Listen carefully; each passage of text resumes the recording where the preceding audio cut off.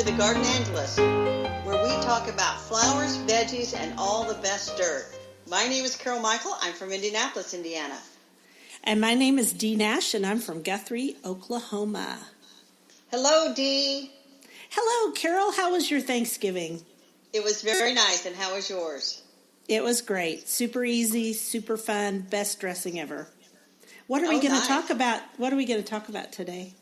Well, today, this is our fourth podcast, so we're doing pretty good, I think. I think that's exciting. Yes. We have a couple items to follow up on. Let's talk about amaryllis. We talked about those in the third podcast, and you have quite a few. How are they doing? I think I have about 1, 2, 3, 4, 5, 6, 7, 8, 9. I have about 12 altogether. Some are in the same, some are 3 in a pot, though, because I like that really dramatic double white with like a whole bunch in one pot. Mine are doing the jitterbug in the window right now. That's where they lean toward the sun every day, and I turn them all. And then I've got one that's just about to bloom. I got 3 still in the closet doing their period of dormancy, and then I've got a whole bunch of them that are short. I think I have a dwarf one too because it's about to bloom, and it's only how tall would that be? About a foot tall. I kind of like those little ones. Do you like the little ones? I love the little ones, and I think they call them miniatures in the amaryllis world. Is that what they call them, as miniatures? I don't know. I just know they're shorter, and here's why I like them. You don't have to stake them. True that. Nobody likes an amaryllis that's fallen off on its face. No. Well, I didn't do what I said I was going to do, and that was to take my amaryllis, cut the foliage off, and make them go dormant for a while. So I'm going to have to brave the crowds and go find some amaryllis in the stores to buy, or I'm going to have an amaryllis-less Christmas, and nobody wants that. Nobody wants an amaryllis-less Christmas. That's hard to say. Hey, you could just order them online. One good place to order them online is amaryllis.com. They're the same people that own caladium.com, and they're such nice people. Last year they sent me some free amaryllis because I had mentioned them on the blog. Oh, that's nice. I'm going to check that out. Thanks, Dee. You're welcome. They have some real pretty ones. The other thing we talked about was Christmas cactus and Thanksgiving cactus, and the difference. The Thanksgiving cactus has points along the stem sections, and the Christmas cactus is rounded, and you can't find Christmas cactus. But one listener sent us an email via Facebook, and there's a source over in Ohio. I'm going to check that out. I think somebody else send us one that's online too, but I haven't checked it out yet. I got to go do that because I would like to have a Christmas cacti. I would too. And then I got a couple of pictures sent to me of some 100-year-old Christmas cacti that were just full of blooms. Oh, wow. 100-year-old plants. Can you imagine? I cannot. How old is your oldest houseplant, Dee? 6 months, because I'm not a very good houseplant mom. In fact, I have a problem with one of my houseplants that I'm going to ask you about in a few minutes, because I don't know what's wrong with it. And I love that houseplant. It might be a year old. How old's yours? I believe that my oldest houseplant is 45 years old, and I inherited it from my dad when he passed away. You're kidding. You're kidding. You have a 45-year-old plant? It's a night-blooming cereus, which is Epiphyllum oxypetalum, and it's one of those big, gangly-looking plants that you only love because your father gave it to you. Yeah, they'd be ugly. They are ugly plants. It has one of those great big white blooms that you can almost sit there and watch it open up at night, and then by morning it's all droopy. Haven't you featured this plant on your blog before, ? I have, because it was a big event. When it bloomed, I had it for 13 years after I got it from my dad before it bloomed for me.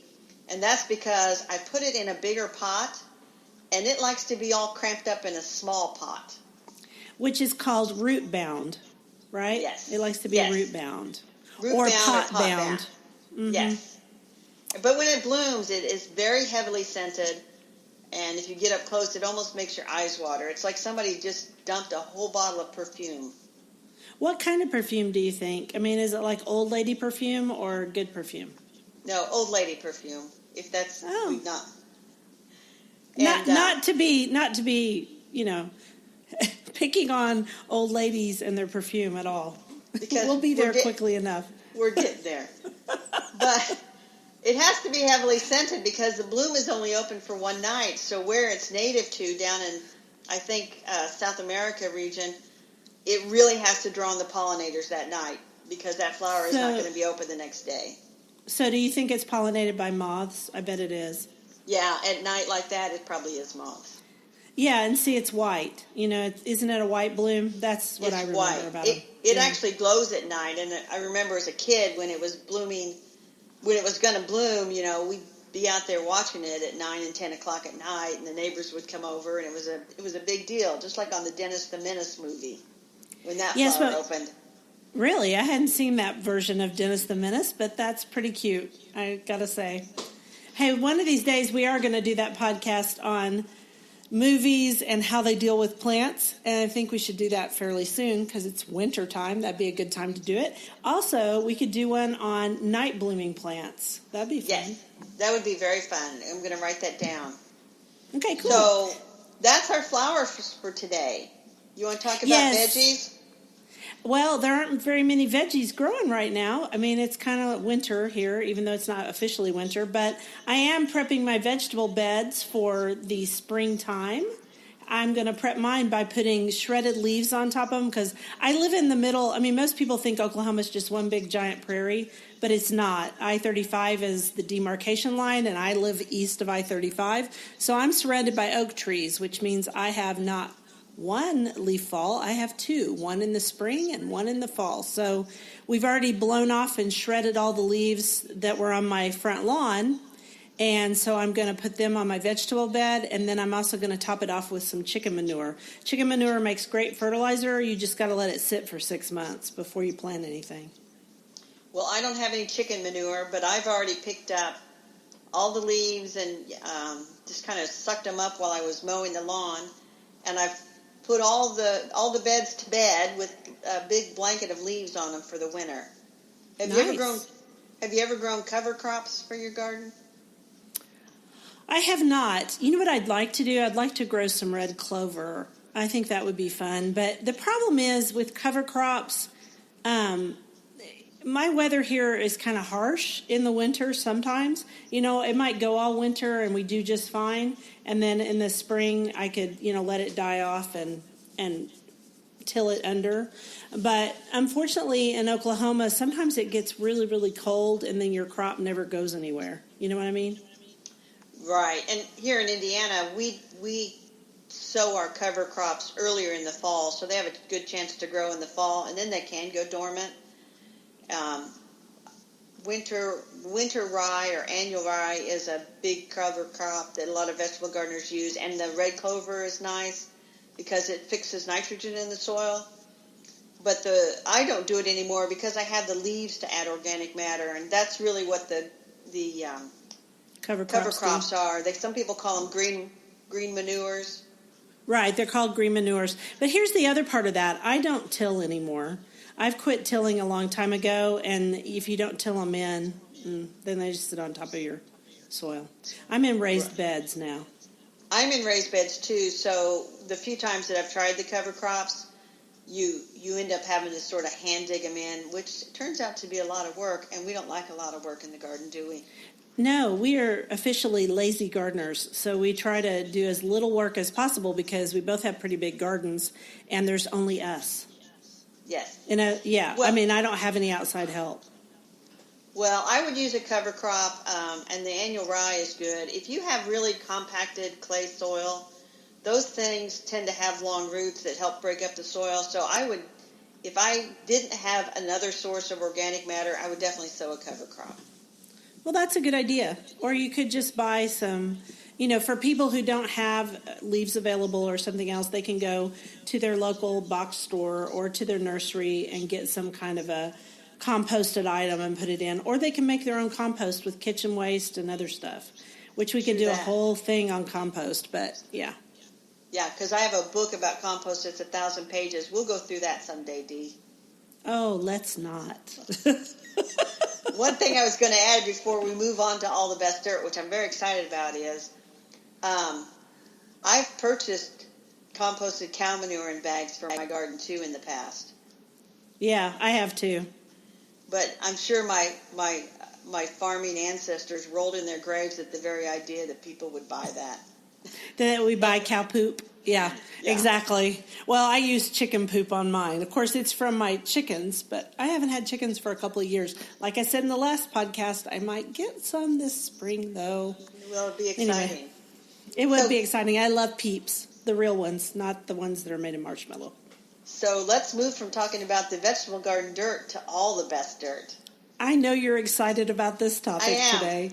I am. Dee, I have a new book out. I know, because you write them like, I have never seen anybody write books so fast in my life. But tell us about this one. Well, this one is called The Christmas Cottontail, a story for gardeners of all ages. And it's really, it's a children's book, but any gardener would enjoy it. Because really at heart, all gardeners are children. They're children at heart. That's true. Think about it. They still make mud pies. They play in the dirt. They like flowers and honeybees. I mean, come on.